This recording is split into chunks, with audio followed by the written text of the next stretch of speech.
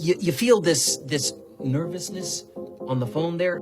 Sir, I've been trying to make an urgent phone call up there. Well, I don't think it's something I want to do on an overseas phone. You gotta make some phone calls. Hang up the phone. Prank caller. Prank caller. Ladies and gentlemen, welcome once again to Packernet After Dark.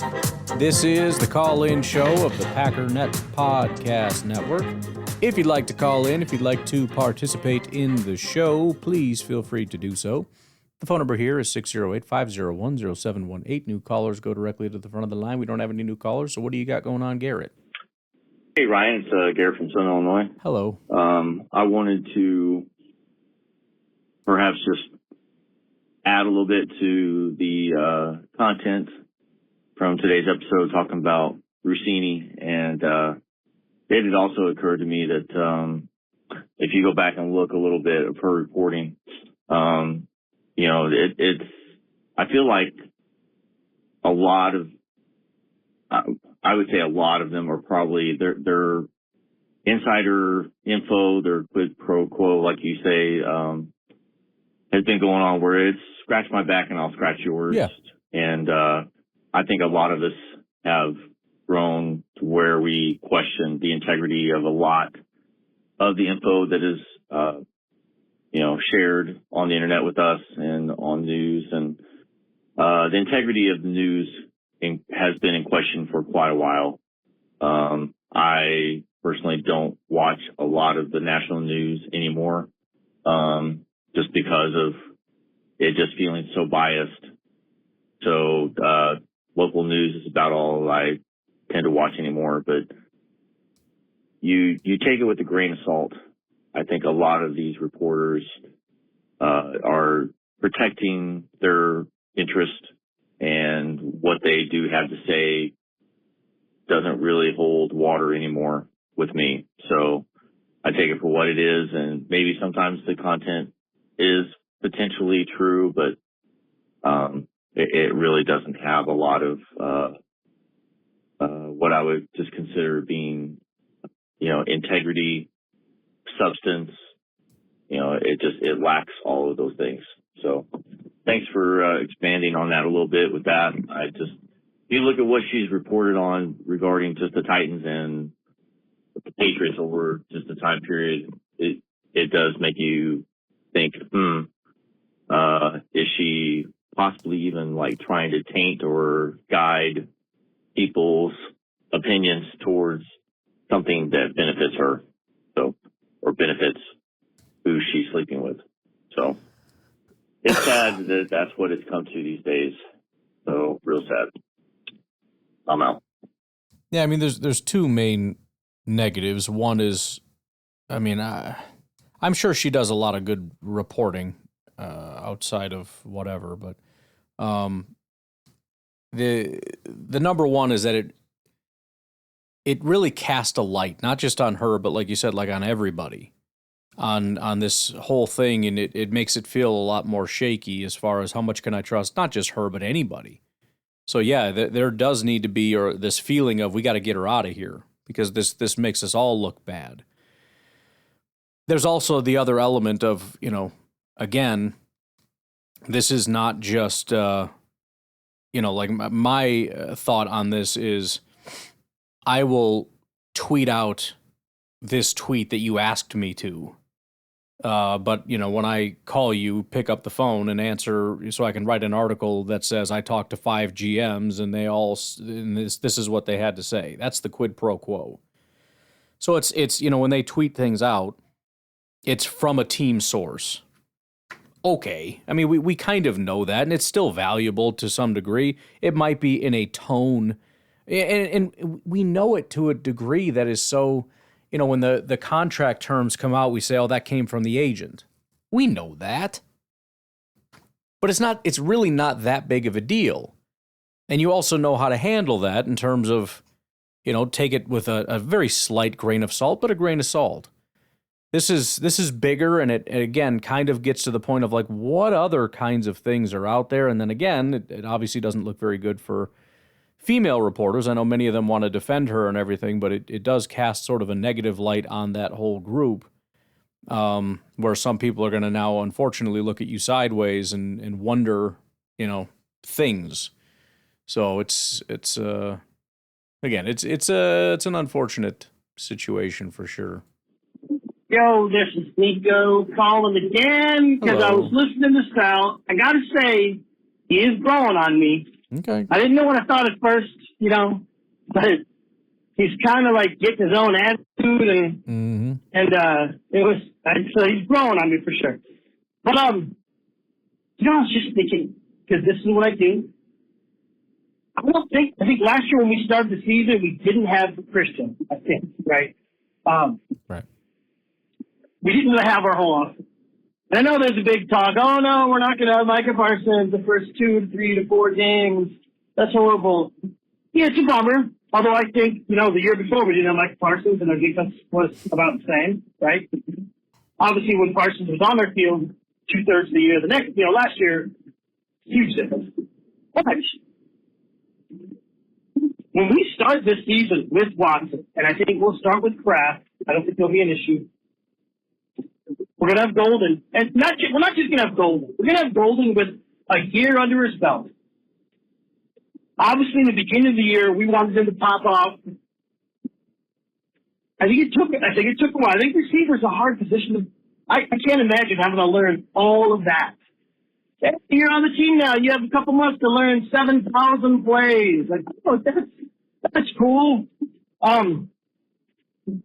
Not only do you have to learn plays, you have to learn to read defenses, to read your quarterback, to read other receivers.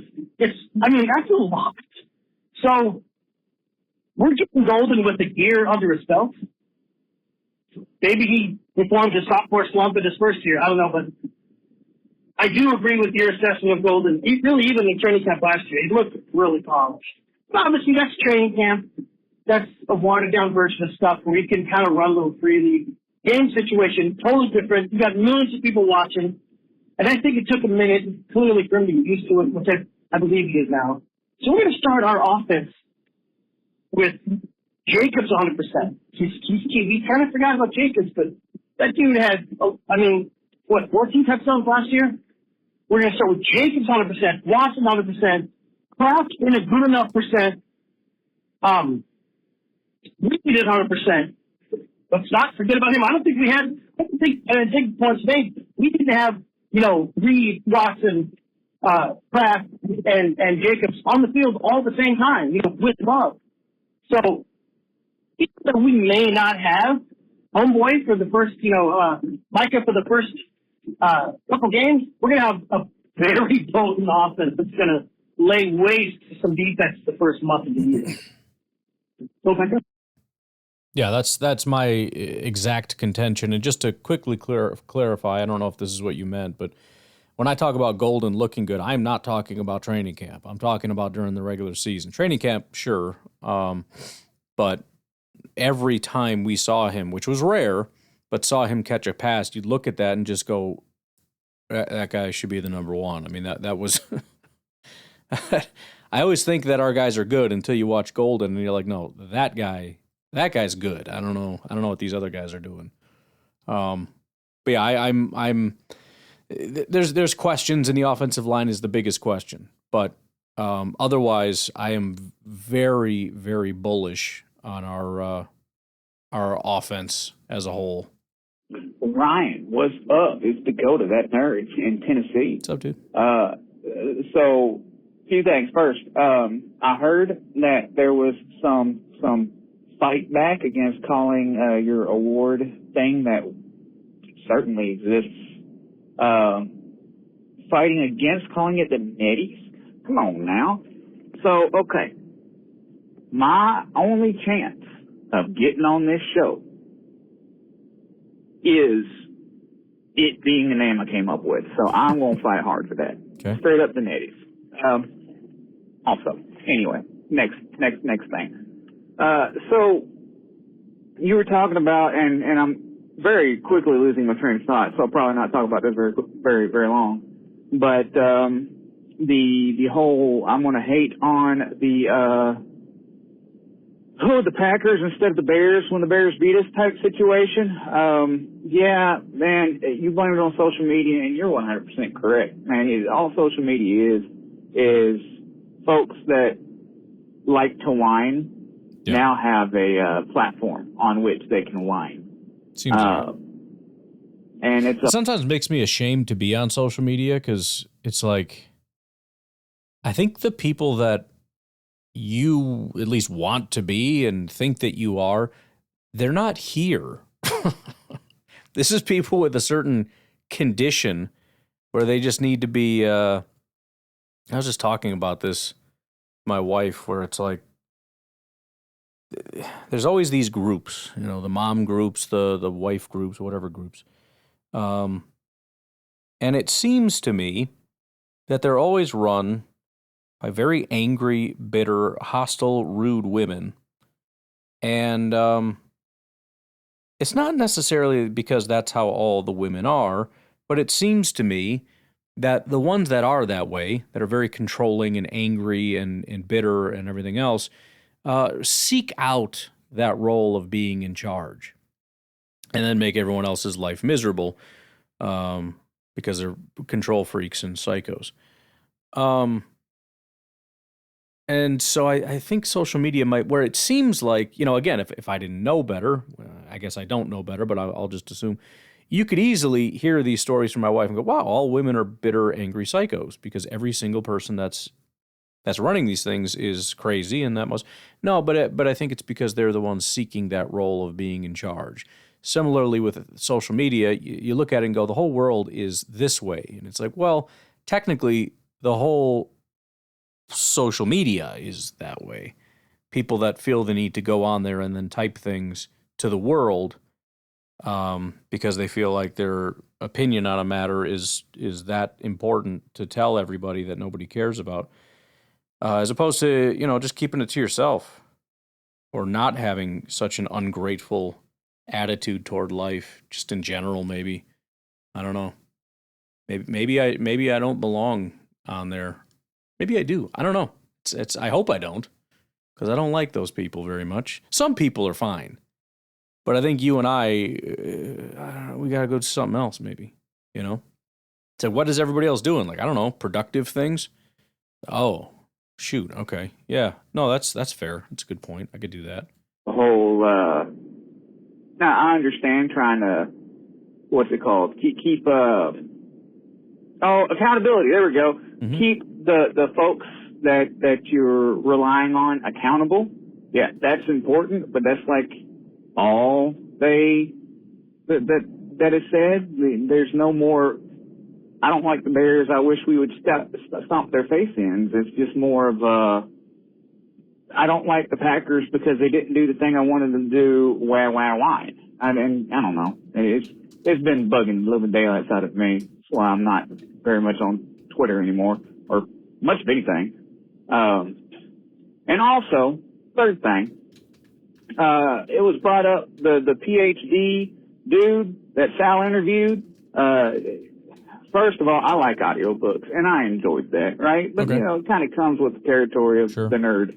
That's true. But you were talking about a voice. Man, who needs a stereotypical smart voice? Get the Southern scientist in there now. Get a good accent that goes against. Just go the opposite direction. Yeah, I get it. That. All, stereotypes of being smart, and make them super smart. Mm-hmm. Just saying, man. That'd be funny. That'd be good. That just sounds like a plan. At the end of the day, it's got to be somebody you want to listen to, I think that's where Sal kind of goes right, because it's not just that he personally has personality. His voice has personality. His accent has personality. The whole thing is just personality, and you want to listen to it. So I get what you're saying. And I had like two other things I was going to talk about, but dude, I'm so scatterbrained right now, I don't know what the hell I want to talk about. All right. Anyway, hi Ryan. Color roulette. We'll do. Is it Ben from Minnesota? Did I get the two? Come on. There's a Ben, and I think he's from Minnesota. We'll do that one. All right. Peace. Oh, I'm sorry. We cannot accept that answer. We'll take a break, and we'll be right back.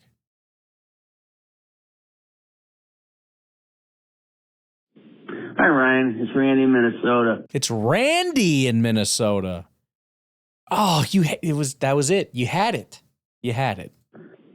I've been debating this phone call for several days.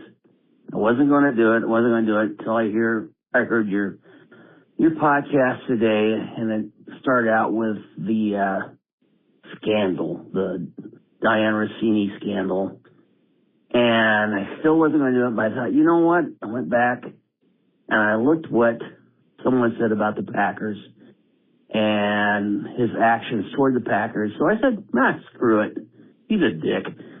Anyway, here's my speculation.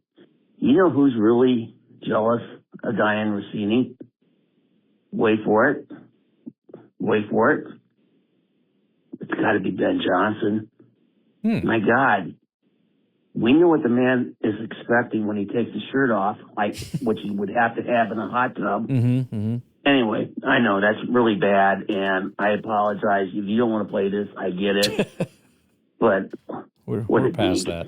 And also, when you're talking about maybe bringing back some of your a blast from the past kind of podcast on your down days. Yeah. I'm thinking about the ones you had with Cheeseballing. Yeah. Those that's were who it really was. good. I forgot. You went off, and they were fun to listen to. So I'm just throwing that out there, and I've never done it before. I'm taking a wild shot here for the next call. Okay. On the caller roulette would be, let's say, Garrett from Southern Illinois. Anyway, go Pack, go. Bye. And you're so close because Garrett is 2 calls away. You guys are right frickin' there, man. You're right there. Andy, what's going on? Ryan, it's Andy, still stuck in Kansas. 1 week until the draft, so I'll put out my invitation as I did in other years. I'll be at the Buffalo Wild Wings in Salina, Kansas. Anybody wants to come by? Nice. I got to hurry up with this phone call. Got to get out to a junior high track meet, but Tundra FM. Okay. Well, there's the goods and the bads. The Rep Like a Packer, one of the best songs. I thought that was really a great hype type of song. That one about the Meadowlands, that was also pretty Dead pretty in the cool. Meadowlands, I think. I wanted to thank you for shining a light on our Irish punter, Danny Whalen. Just kind of cool to have a song about a punter and highlight his Irishness. I'm not Irish myself, but that's a pretty cool thing. I heard that guy was so Irish that his blood type is actually O'. So that's kind of an interesting fun fact. Nice. And then salary cap seduction. Yes. Come on now. I am still blushing from having listened to that song. That's I a good listened song. to it over 2 hours ago. And boy, I don't. Look, I'm just glad there wasn't a verse about working the jugs machine. So, no, that one's a no. No. Did I tell you about the part where no? All right. Well, have a good day. Bye. Hey, come on now. Salary Cap Seduction is a frickin' banger of a song. I can't do all these different genres and not do like a Barry White song. You know what I mean? So it's just, I'm sorry. It's just a good song. I actually did have, who the heck was it on social media? Somebody reached out and mentioned that was the best song I've ever done. That's the nature of it, man. You got different strokes for different folks. Garrett from Southern Illinois, what's up? Hey, Ryan, it's Garrett from Southern Illinois. Yo. Just wanted to say, final countdown to the NFL draft in Pittsburgh. Got a week, and looking forward to the crunch time of all the things that will happen between now and next Friday. It's a little bittersweet not getting to see anything really happen of substance on Thursday night, but I'll still watch. But I wanted to say, since listening to your podcast, I can definitely say that I have evolved in my thinking. I have had a change of attitude when it comes to the draft, and how Green Bay goes about things and their strategy. There is a sense of maturity that has come with listening to your podcast when it all comes down to who they end up picking. I can say that there was a time when any time they picked a defensive lineman or an offensive lineman in the first round, I was not happy. Even if that player, I didn't have the foresight to think, oh, this guy could be a Pro Bowler for 10 or 15 years. It just wasn't the sexy pick. Yeah. Now I look at it as like, who's going to be a contributor, a longtime starter, a future, all pro is the echelon, top of the bar. But I look at it now, it's like, can this person play? Is this person a football player? And can they improve the team? So with that maturity, I want to say thank you for being a significant influence when it comes to how I view the draft and how I react to the draft. There is still emotion to it all. Last year was one of those pinnacle moments of getting to see them draft Golden at Green Bay. And I will always remember that pick.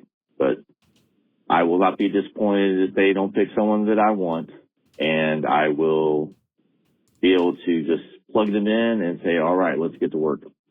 So just wanted to say thank you about that. And I know behind the scenes you are busting your butt, and looking forward to all the content for this next week leading up to the draft. Well, I appreciate you saying that. The cool thing about football is it's as simple as you want it to be, and it's as complicated as you want it to be. And I think all of them can be useful. You can look at things on a shallow level and still enjoy football and love football. I don't ever want to be, super condescending, I guess. I mean, I don't want you to be inaccurate, but if you're like, I don't really care about X, Y, and Z, I just want, like some people don't like the draft or whatever. I want to encourage you to start liking the draft, but, it just is what it is, I guess. And there's different levels to it, but that applies to everybody. I don't care how long you've been doing it, whether that's, in football or just a podcaster or whatever. You continue to learn things, and that's not going to stop. And that's part of the reason to be somewhat humble, is because obviously if you've learned a lot up to this point, you would assume you're going to continue learning, which means you're wrong about a lot of stuff right now, which, that's fine. But, yeah, I mean, I appreciate you saying that. I'm glad to hear that you're getting something out of it. But I think one of the things that's annoying even to me is as the more you do it, the more you realize you don't know, the more I feel like this podcast has become the podcast of I don't know. And just telling anybody that says I know that they're wrong. But at the same time, that's kind of correct, Things are very nuanced. Nothing is absolute, and I think we all like to think in absolutes. What is the answer? Well, it's kind of like on tomorrow's podcast, we look at cornerback, which I very thoroughly enjoyed, but we looked at D'Angelo Pons, who I almost skipped, and I'm glad I didn't. Very, very small guy, and so you'll hear people say Packers will not, under any circumstances, draft him. Maybe they're right, I don't know, but they don't know either, and I tend to think that there is a world in which they would draft him, and that would be that he could compensate for the negatives in whatever way that they feel he would need to compensate for the negatives. Like I've said before, to take it out to its most ridiculous extreme of an example. What if he was Superman? Right? He can literally fly. Do you think they'd yeah, I think they would. Okay, so there is something. It's just a question of how much more do you need to be to compensate for these negatives. And maybe there is nothing that you could do if it is like an injury thing. Actually, we're going to have to take a break because we only have 3 calls left. So we'll take a break. We'll be right back. Hey, Ryan. It's Randy in Minnesota. Just want to respond somewhat to what you were talking about with the lawsuit against the NFL and all the different streaming services. My question is, you said it couldn't work. My question is, when any team plays the Packers at Lambeau, I believe they get 40% of the gate. Why couldn't it be written into these TV contracts that whenever someone plays the Packers, they get 40% of the gate, and whenever we play somebody away, we get 40% of the gate? That's kind of that's how it's working now. Anyway, just playing games. Why couldn't it work that way with a TV contract so that we don't have to have all these darn streaming services, but it would still keep the league, equal? It was just something I was thinking about today because God knows it was a boring day. I don't know why that came to my mind, but anyway, I'm really struggling to figure out where the bad part of this is. Maybe you have some insight, or some of the other listeners have some insight that I don't see, but I'd like to hear what you think. Anyway, that's all I got. Go Pack, go. Bye. Yeah, so I have the issue of completely memory dumping things, so I'm trying to remember. So there was I'm trying to look it up here, the 1961 Sports Broadcasting Act, which gave them an antitrust exemption, if I'm using the terms correctly. In other words, you're not allowed to essentially do what the NFL does by pooling all their stuff into collective bargaining, I guess, as one entity to sell their national television rights. And so people are mad that they have to pay all these things, and so they're suing the NFL in hopes that by breaking this, then there will be no more expensive NFL package, which isn't really the way that would work. When I said it didn't, I don't know exactly what I said that it was in regard to it wouldn't work. There's a couple of things that would backfire. Number one, it's unlikely to pass is kind of the first thing. In other words, the lawsuit against them is likely to fail. They've seen this come up several times, and they've upheld it in court. The issue largely would be that teams would not be allowed to collectively bargain their prices, meaning the Green Bay Packers can only negotiate their television deals in their own regions. And the biggest backfire is that you would, instead of having less streaming services for less money, you would end up having to pay a lot more, because you would have the LA Rams working out deals with Netflix, and the Dallas Cowboys working out deals with Hulu, Patriots on YouTube. It potentially could be an absolute nightmare, as opposed to hoping we can just sue them and then get everything free. As to your specific question, though, as far as hopefully not completely destroying the Green Bay Packers, who are very dependent on the media rights, first of all, I don't think it fully repairs things. I mean, if you think about it in terms of the amount of money a team like LA could command, first of all, obviously the majority of their games would be getting 60% from a massive pot, and then going out and getting, let's say, 50% of your away games, which would be 25% being from big pots, 40% of big pots, and then let's say 25% from the final quarter would be 40%, or probably closer to 35%, because I think the way the ticket sales work is it's 60% for the home team, and then the I don't know, it's like 35% goes, I think it's somewhat to the visiting team or to the league, kind of. I'm not entirely sure, but either way, the Packers would be looking at taking 60% of 50% of their games from the small market. It's and then, another 25% probably getting 40% from a small market, and then 25%, maybe it's more than that. Most teams are bigger markets, I guess, but let's just say. I mean, even your home games. I mean, Chicago's a big market. Minnesota, I don't think, is a very big market. Detroit, maybe. I don't know. I don't know that you get a ton from that. And so the bottom line is the Packers would still get a swift kick in the nuts if something like this were to happen. It would be a massive reduction, and it would create a gap, certainly a much widened gap. And I'm sure the big market teams would love it, but it wouldn't fully close that gap. I don't know exactly how that math pans out. I could try to guess with AI, trying to guess the market value of their things or whatever, but I don't. I think the point stands. I mean, the bottom line is, in order for us to get our supposed free TV, we probably end up with much more fragmented things where you have to go to 70 different channels.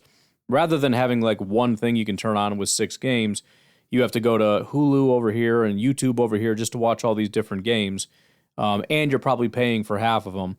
And the Packers are getting screwed because they're a small market team.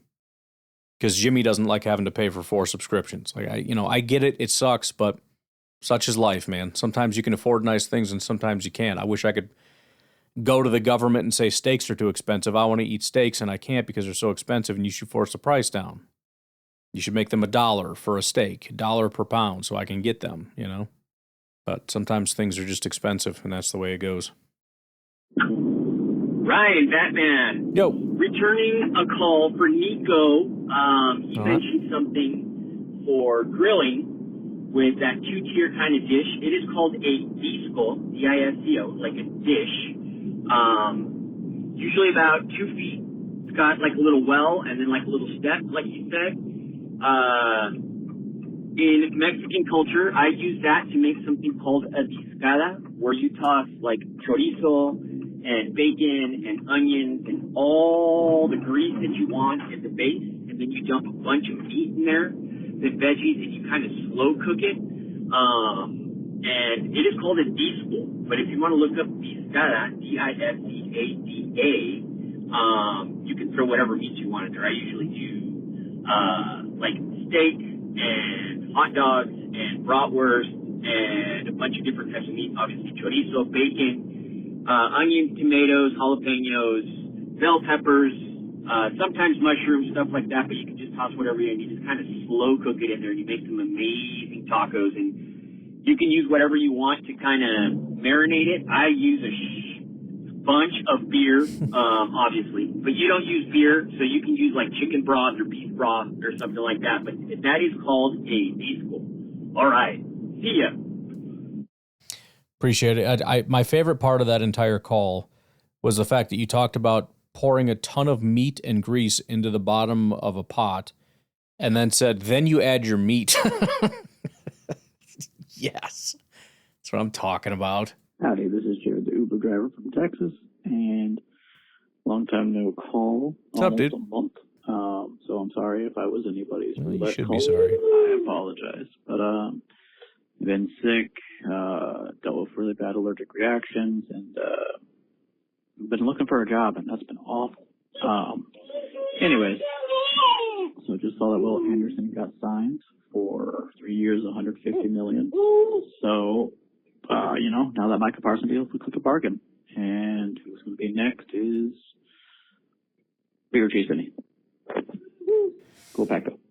I wish I could tell you who is next, but you are the final caller. So you'll have to track that yourself because I will forget. But appreciate the call. Hope you're doing better and whatnot. And yeah, he did get the $50 million per year thing, as was reported. That 50 or 50 plus, whatever. It looked like it was right at 50. How much of it is real doesn't really matter. I mean, the bottom line is pass rushers have now cracked 50 million, which is remarkable. It's just remarkable. What a world we're living in, huh? All right. Well, I appreciate everybody calling in. And what is today? Thursday? It is Friday. Dang. Oh, wait. No, it's not midnight. All right. Well, that means tomorrow is Saturday. Instead of completely taking the day off, I am going to do as I promised. While I work on some draft stuff, links in the description to the guide, I'm going to work on the different, we might have like an all AI day. I might do like Tundra and Sal, as well as hopefully there's some news to do kind of like a news show, see if we can kind of amp that up a little bit, make that a little better. And I don't even know the name of the other, the negative guy show, and the teaching show, just to kind of give a fuller, like this is what it would be like kind of a thing. I'm kind of looking forward to that. I think that would be kind of fun. I hope I don't spend too much time trying to screw around with the stupid voices. Maybe I'll keep them the same for the sake of not taking forever so I can actually get draft stuff done. But that'll be the plan. Hopefully there's not a billion storms and tornadoes and everything everywhere. I was supposed to make some pork chops tonight, but got a little interrupted by storms. Have a good night. I will talk to you later. Bye-bye.